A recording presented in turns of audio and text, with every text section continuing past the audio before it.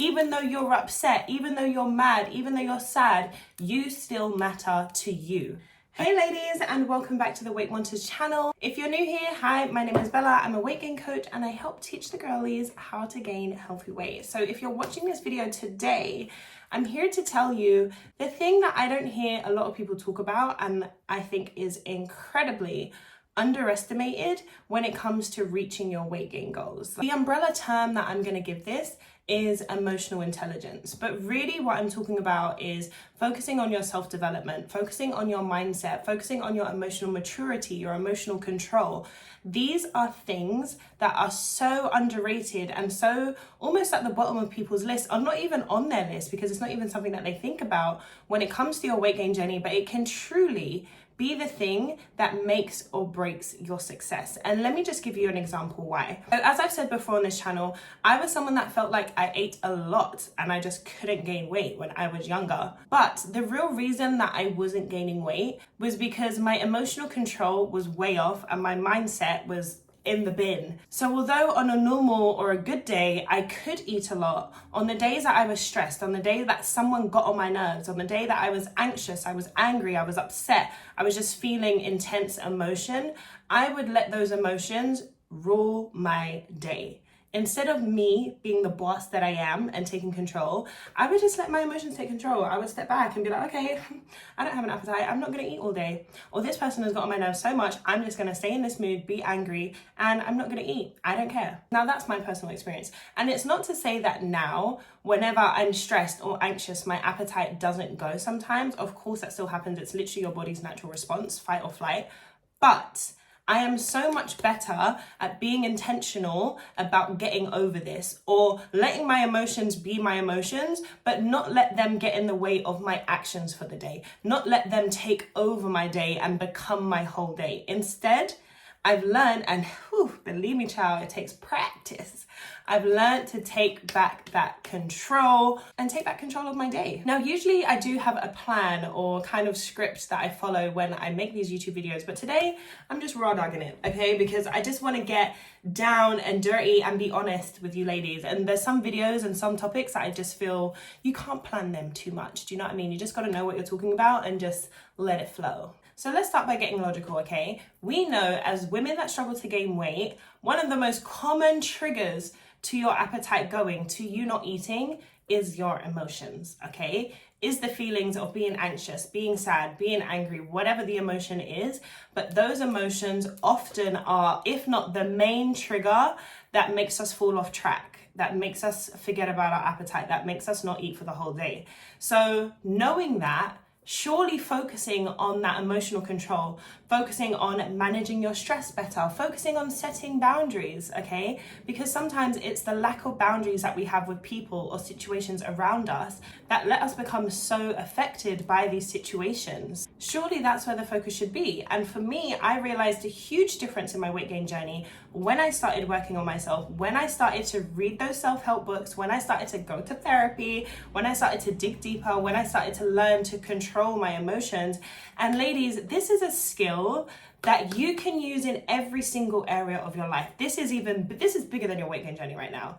Like learning to control your emotions, learning emotional maturity, emotional control, believe me, is a life skill that if all adults had, the world would be a much better place. Which is why for me, like I said, I know it's something that made such a big change for me. I've seen it happen not only with myself, but also with clients. Working with clients, seeing the things that trigger them, that make them fall off, that make them not eat for the whole day. A lot of the time it is something or someone that's happened to their day and they've just given up control. And it's almost something that is naturally done, okay? Because it's so much easier to just like blame someone else, right? It's so much easier to be like, oh yeah, I didn't eat today, but because XYZ happened, or because me and my boyfriend broke up and I was so upset, annoyed, angry, whatever the feeling you was feeling. Maybe you was happy, but then that wouldn't affect your appetite. But whatever it is, oh, I'm so stressed out. I'm really anxious about this thing I've got going on at work. So I'm gonna let that anxiety rule my whole life and I'm gonna have no control and just go through the day. It's so much easier to do that. Trust me, girls. I'm telling this to you, knowing and been through it myself. I know this is a lot easier said than done. This is something that is going to take a hell of a lot of practice, a hell of a lot of trial and error, and a hell of a lot of you being annoyed sometimes. There's times, let me tell you how real it is. There is times when I have been in a situation and I want to give up control to my emotions. I want to be like, emotions, you rule the day. You decide what we do today. And to have the consciousness that you're making that decision, whether you're going to let your emotions win or whether you're going to take back control. Sometimes you just don't want to take back control. Sometimes you don't want to be the bigger person. Sometimes you don't want to do the better thing. Okay, it's annoying. It's annoying. It's annoying. Trust me, I have been there many times. But let me tell you something. You putting yourself first during those times, you putting yourself first through a time where someone had annoyed you, maybe disrespected you, maybe a situation that isn't your fault and has nothing really to do with you, but you have to deal with the consequences of said situation. It's a lot harder to choose to stay in control and to consciously choose that, no, okay, this may have happened. Like I said, it's not about burying things down or not dealing with your emotions, but your emotions are here and your control is here. They can be two separate things. Your emotions don't need to take over your control. And obviously there's scales and levels, right? There's some things that are humongous. For example, if you have a death in the family or something like that. But there are some little things that we really let get to us, like you being stressed about something in the future that has got to do with work, or that has got to do maybe with your friends. Maybe your friends are getting on your nerves, your boyfriend's getting on your nerves, but that's no reason for you to not show up for yourself. And I think for me, that's the best way that I look at it now. I go, okay, this situation has got on my nerves. This person has got on my nerves. This has happened that I'm not happy about. But am I now going to not show up for myself just because of that? No, it's almost like you're letting them win. I'm a very competitive person. So for me, it almost feels like I'm letting that person or situation win. If this has happened and now I'm not going to show up for myself, the only person that you can 100% count on to be there for you is you. So if you're not even going to show up for yourself because of someone else, they've won, babe. Like, whether you try to brush it off and be like, I don't care, whatever, they've won. If a situation or a person or something has led you to go, I don't care about myself today, I don't care about my goals, I don't care about prioritizing myself, honey. That is just not where we want to be, okay? And I feel like we're in an era right now of everyone wanting to become that girl and winter arc and leveling up and all these things. And emotional intelligence, self-development, working on your mindset, this is where a lot of that hard work comes into it. I feel a lot of this glowing up, becoming her is quite glamorized, right? But there is some hard work behind it that you really do have to do if you want to become her. Because that girl that you want to become, she's not going to let a situation affect her. She's not going to let a situation affect how she shows up for herself. She's not going to, just because someone got on her nerves, not go to Pilates now. She's not going to not go and get her nice breakfast after Pilates just because somebody got on her nerves. No. She's going to take control. She goes, you know what? This has happened today. I'm still processing how I'm feeling, but at the end of the day, I am my priority. I am what's most important. Especially if the feelings that you're feeling is maybe being upset, being down. This is the times at most where you should be focusing and pouring into yourself. And by doing that is by showing up for yourself, by feeding yourself, by fueling yourself, by showing yourself that you still matter. Even though you're upset, even though you're mad, even though you're sad, you still matter to you. Okay, even if you feel like maybe nobody thinks you matters, you feel like nobody cares, nobody can understand what you're going through, you can understand what you're going through, which is why you need to show up for yourself, which is why you need to be kind to yourself, be soft to yourself, but make sure that you are showing up for yourself. So to start this work, it can feel really loaded to feel like, oh my God, okay, how do I learn to control my emotions? Or okay, how do I manage stress better? So where I would suggest you start is first with journaling. Journaling is something that I would always recommend to anyone, any time of their life, but start journaling and start trying to realize those times, moments, people that trigger you to those points where now your anxiety, you're upset, you're angry, and you can't eat.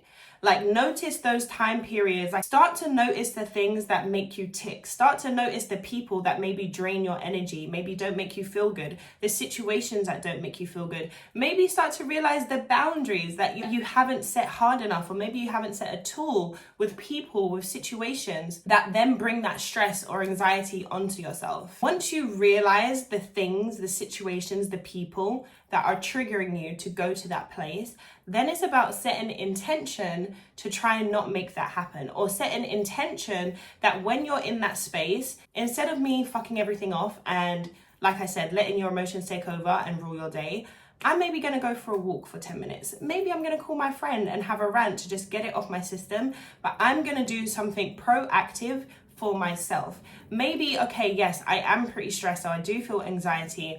I've gone for a walk, and maybe I'm just going to try have something really small instead of not eating at all. I'm still going to do something for myself other than nothing at all. I've linked down a comment a free PDF of 50 weight gain prompts that you can use. So these are a little bit more specific to your weight gain journey, but they're things that you can start thinking about, things that you can start being intentional about, start being conscious about when it comes to leveling up your mindset and making your weight gain journey easier for yourself. And also, I feel like this video was like a start, right? I've explained that, okay, yes, emotional development, maturity, whatever you want to call it, is something that can stop you from getting to your gains. So if you'd like me to do another video on things that I did personally to help level up my mindset, to start managing stress better, managing stressful situations better, because the thing is, ladies, I'm not here to tell you that life is still not going to test you, okay? Trust me. One thing that's guaranteed is that this life is always going to test you, okay? That we know for sure. What I want you to change is how you approach and deal with those stresses, how you approach and deal with those hard times, okay? When you don't want to be the cry me a river, cry forever, blame everyone else, because the thing is, the real tea is you are in control in how you respond. Whether you respond to let your emotions win and not eat, that's okay. That's your response. As long as you're okay with that decision, it's fine. I'm not going to tell you nothing. But if you're not, and if you're tired of your emotions always being in control, if you're tired of always feeling anxious about things, if you're tired of always feeling stressed and never feeling like you're in control, then we should probably do another video. So comment down below if you would like that. If you're new here, again, make sure you're subscribed, because I'm your weight gain bestie. And believe me, I'm going to help you, as I have done so many other women all over the world, reach their weight gain goals. As always, my lovelies, happy gaining.